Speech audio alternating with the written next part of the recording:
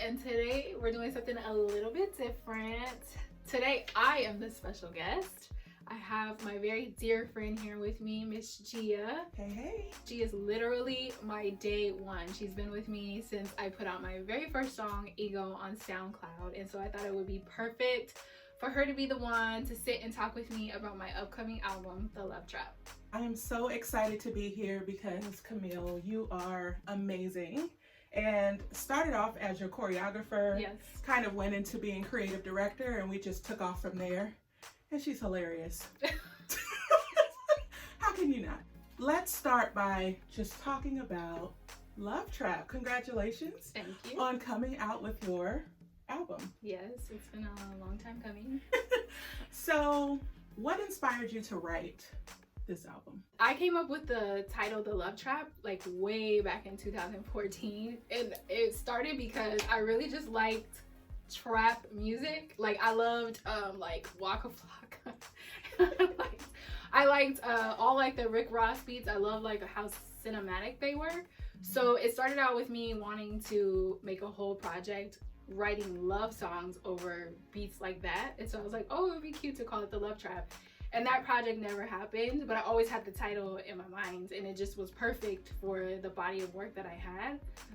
And then I wound up writing a song called Love Trap, and it was just like, this is perfect. This is, finally I can use this album title for this, because it's definitely a project full of love songs, the ups and the downs. So Okay.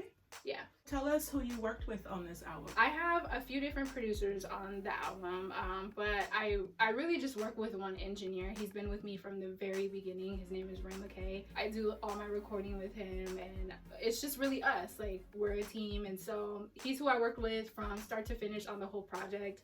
He did all the vocal production on all the songs, and I have a lot of producers. I have Howard Coolin on there. I have producer named Cheddar Meister, who I love. He did the track to Crazy Cat Lady. Rayma does produce on this. He's got about 3 songs on there. So yeah, I've worked with different producers, but Rayma definitely did all the engineering and all the vocal production.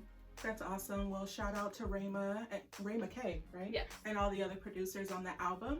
So, about your writing process, do you write your own songs? I do. All of them? All of them. That's like my favorite part of the process is writing the music, and I've been doing it for a long time. So Like how long?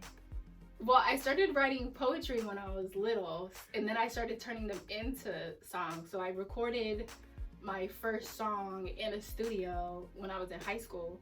The first song I recorded was do you guys remember Got What It Takes to Rock the Mic Right? Yeah. That was the first. I remember. That was the first beat I wrote a song to. I was in high school and I wrote something over that. But yeah, I've been writing for a long time. So I'm finally getting to share a whole body of work with everybody that I've done. With your album, Love Trap, let's bring it back there. Tell us about because you have some like sexy and some fun songs on there. So tell us kind of like, I want to get a little deeper. How did you get so comfortable talking about your sexuality? So the funny thing about that question is I'm not. Yeah, it's really weird. So I'm really just awkward when it comes to that, and I think part of it has to do with like my brother listening to it and my dad listening to it and my cousins listening to it, so it just makes it feel like really weird to me. So I wouldn't even say like I'm 100% comfortable, but those songs just come really easy to me. Tell me how your family feels about your music and you kind of expressing your sexuality. Have they made any comments to you or anything like that? No, I would say that my family is supportive, but nobody talks about those particular songs. Like, nobody talks to me. We don't have discussions about the songs. No. I feel like my mom, if she hears me say something in a song, she'll be like, oh, Camille. Like, she does this little thing. So yeah, nobody really talks about those. What inspired you to put out this album right now? To be honest, I have been trying to put out an album for like a million years. So it wasn't even about like, oh, now is the right time. It was more, okay, finally stuff is working and I've completed things, and now I can put it out into the world. But I have had about 3 albums that I've tried to put out, and it just didn't happen. There's really nothing that's stopping. The music is done, so there's really no reason to not put it out. I just feel like I'm also growing in like my self-confidence also. I know a lot of people can relate to that, just when it comes to their art, not feeling like things are good enough or being insecure about putting it out and what people are going to say. And I feel like I'm learning to just not be so concerned with that and just do it, because not everybody's going to like it anyways. So how did you get past that? I think there are a lot of artists who feel that way. And so what are some of the tips that maybe you can give them to help them? If we're really honest with ourselves, I don't think anybody gets past caring what other people are going to say. Even when you say, oh, I don't care what other people think, I don't think that's possible to like fully not care. I think you just have to make a decision that like the dream and the goal is bigger than what everybody is saying. You can't allow what somebody's gonna say or like negative feedback to stop you, because I've had people say really mean things to me in the very recent days, and that could have really just made me be like, okay, maybe not, you know. And I just made the decision like I'm gonna move forward with what I'm doing. I also think that you have to have a growing point. I have a lot of growing to do, and it's really important for me to put this body of work out so that I can like show the growth from what I've done, because a lot of these songs I recorded some years ago, so it'll be fun for the next project to see that growth, that progression. Speaking of feedback from other people though, what are any of your songs about specific relationships or people? Definitely. Personal or other people's business? I do have some about like scenarios that I've had with my friends, but most of the music that I make is definitely about like stuff that I've gone through personally, for sure.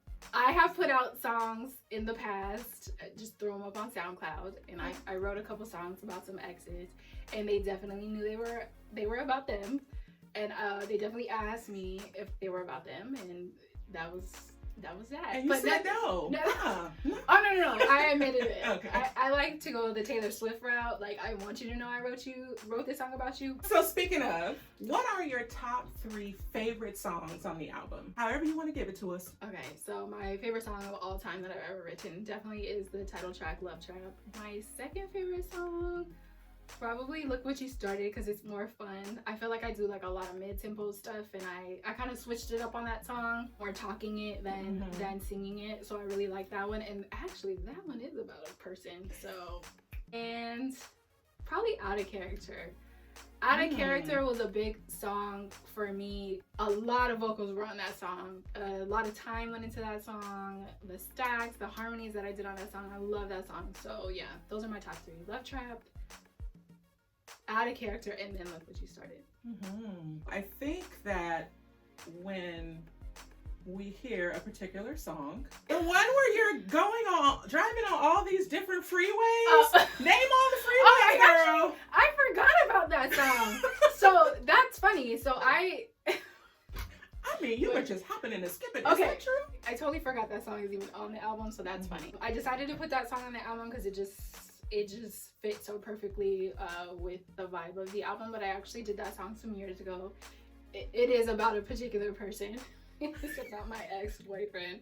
And yes, I did take all those freeways, but I'm so past that. Can you just name the freeways? I think, how does it go? It was like the 91, the 91, the 101, the 605. I don't even know. It was a whole lot of freeways. So the ladies want to know, did he give you some gas money? No, he didn't even want me to go. I was being a psychopath, and I was just driving there. A lot of my friends and like family members live in LA. So after we broke up, I still had to drive those freeways to get to them, to visit them. Oh, I see. And so it was so hard for me because for a year, every single weekend, those were the freeways that I would take to go see my boyfriend. And so, yeah. Did you have fun making the album? Girl, when I tell you every obstacle in the world, every setback, every bump in the road you could imagine, I don't want to say that I didn't have fun, because that wouldn't be true.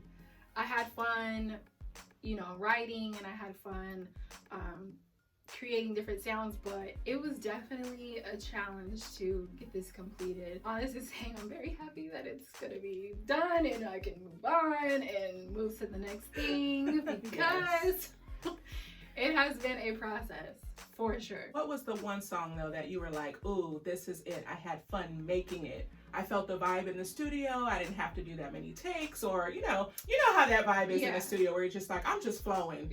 Yeah. So my more fun songs would probably be, I have a song called Friend Zone, and then the Look What You Started. Look What You Started because it wasn't so much vocal stuff going on. I do have like background and stuff going on in that song, but I was able to just go and just like, if you know how I sing, I normally don't sing like that. So that one was fun because I was able to just be like more chill and not be so focused in on like getting the notes right and all that stuff. The song Friend Zone. Have you ever been friend zoned? Or I'm sure you friend zoned a lot of people, but have you? So I have definitely been rejected, but I wouldn't call that friend zoning because I feel like those are two different things. Friend zoning is like, I like you and I want to be with you, and they're like, I don't like you like that, let's be friends. Rejection is different. Like, I like you and like, ew, I'm not interested.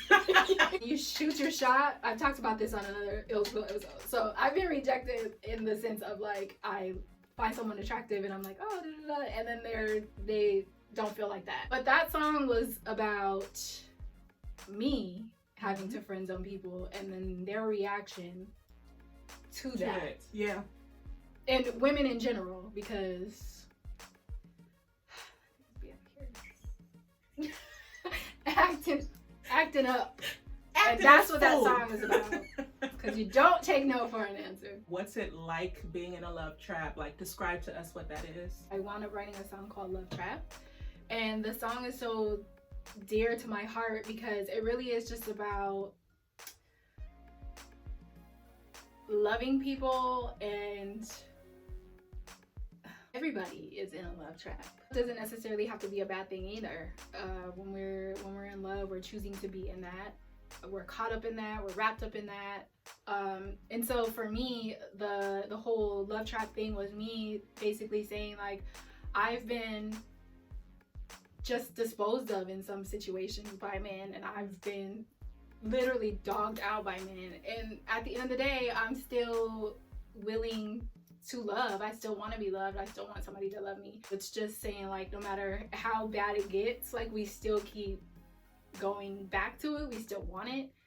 So that's how I would like describe a love trap. It's like we can't get away from wanting that. You know what I'm gonna ask you? Okay. But it's a little personal, so that's fine. All right.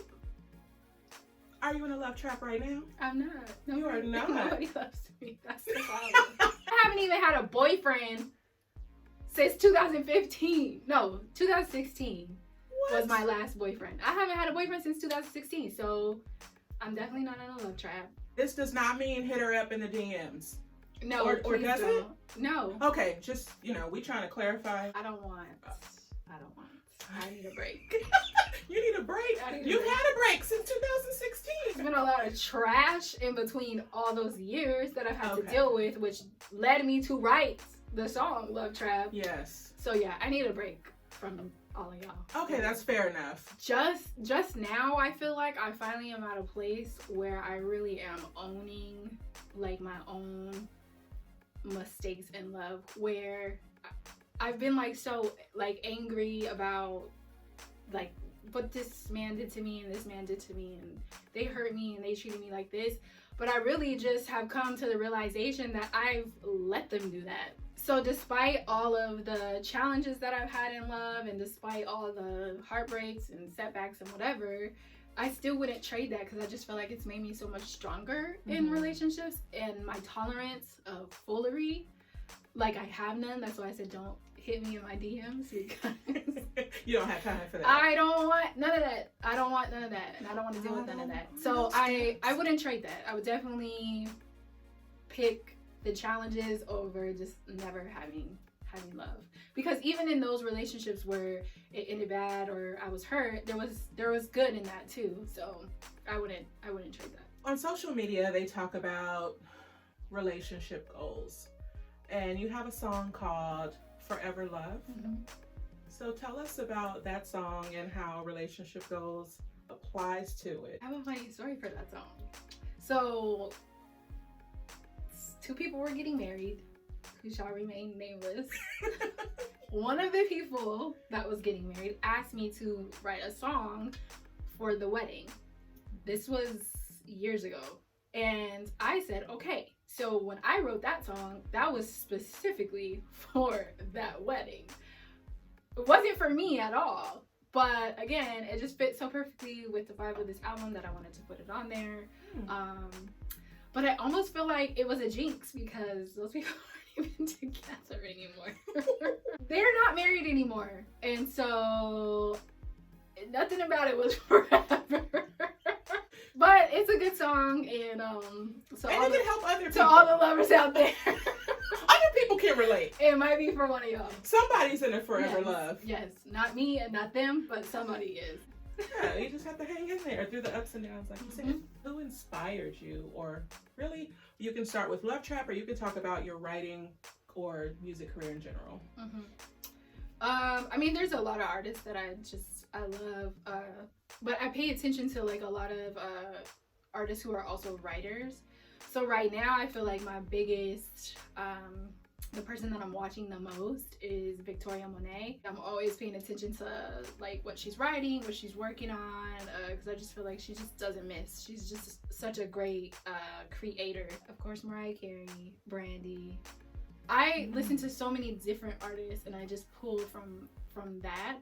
Tell us what your top 3 dream collaborations are. So Mariah Carey is definitely on the top of my list. And actually, this is my writing collaborations, right? So like, I'm not even talking about me as an artist, like who I want to sing with. These are people that I would love to write a song for. Mariah Carey, I would love to write something for Jasmine Sullivan. I actually wrote I wrote a song for Jasmine Sullivan in like 2010, I think, in my mind, not for real. I was like, what? We never talked about this. Like, I wrote a song in like 2010 that like was I wrote it like with her in mind. And I'm like, oh, I want her to sing this, and I had some girls like demo it for me or whatever. It was called Fire. And I would love to write a song for Brandy. Brandy is amazing. I can see that. I'm going to dive a little bit to the left a little bit. Okay. You know, and like, you're a dancer. Am I? You're a dancer. I want people to check out your social media so they can see a couple of the moves that you recently posted. Don't let it fool you, okay? I had like practically dislocated shoulder. I couldn't even sit down properly. Cut, do over. I do my best. We're both moms, so we know what it's like to be in the industry and mothering. How do you balance being a mom and an artist and all the other things you do? Like, I always talk about like how spoiled I am as a mom, because I got just really lucky to have both sets of the grandparents live in the same city as me. So I don't really have like the obstacles that a lot of other moms have of, you know, not being able to move around when I need to move around. So how has being a single mother motivated you? I love this question because I think it's really important to just be completely honest, because I feel like as moms, we are expected to be like, oh, my child is just my whole inspiration. I do this for you. But at the end of the day, like, this isn't my daughter's dream. This is mine. I do this for me. I would say it inspires me to just be a good person, having a daughter, because she's watching how I'm treating other people. She's watching how I'm moving throughout the world, and I'm really big on that. But as far as, you know, me being a single mom and that motivating me to, you know, with this whole music thing, I don't really feel like that is what motivates me. And that's just me being honest. Like, the single mom thing is not what motivates me to keep going in music, because I wanted this before she was even a thought. But it is nice to, you know, have her look at me and be proud of me for the things that I'm doing. But I'm more wanting to nurture like her dreams and her goals and steer her in the direction of where she wants to go. Does she want to be a singer or an artist? She's not even into music like that. That's the funny thing. Wow. It's crazy because me and her dad both are into music, and she's not really a music person. She loves math, she loves science, she wants to go to Spelman. Like, she already knows what she's doing with her life, and so none of it has anything to do with music at all. Or where do you see your legacy going? Let's say if I had like Grammys and everything, it's like, that's great, but like who was she? Like, what did she bring to the world? Was she a good person? And so that's really like what I'm striving to like leave behind, is, you know, a person that people loved, looked up to, valued. That's like my legacy that I want. Like, man, Camille, she was super loyal. She was a great friend. She was always there if you needed her. She was reliable. Those are the things that I want people to like remember about me. Mm-hmm. And all of those things are true. Except one. What kind, like? I mean, give or take a couple of, you know, everybody has some bumps in the road. You know? Right. All right. Love Trap, when is the album dropping? It's coming out this Friday. Okay, and where can we find it? It's gonna be everywhere. iTunes, Apple Music, Spotify, Tidal, the places in Africa that do the streaming. It's gonna be everywhere, worldwide. Worldwide. Be on the lookout. The Love Trap. All right, be on the lookout. It was a pleasure interviewing you. Thank you for being such a beautiful person. Just let's start there with you being an amazing woman inside and out. You're absolutely beautiful, but I love that you have all of these different aspects to you. And you share them, yes, with the world so freely now. Mm-hmm. Now, remember, I was there kind of from day one. When you're a little shy, a little reserved. I still am shy. Yes, but you've come out of your shell quite a bit. Yeah. And it's beautiful to watch. So keep doing it. Congratulations. Thank you. You're welcome. Yay. Thank you so much for tuning in to this episode of the ILLE Spill. Until the next episode.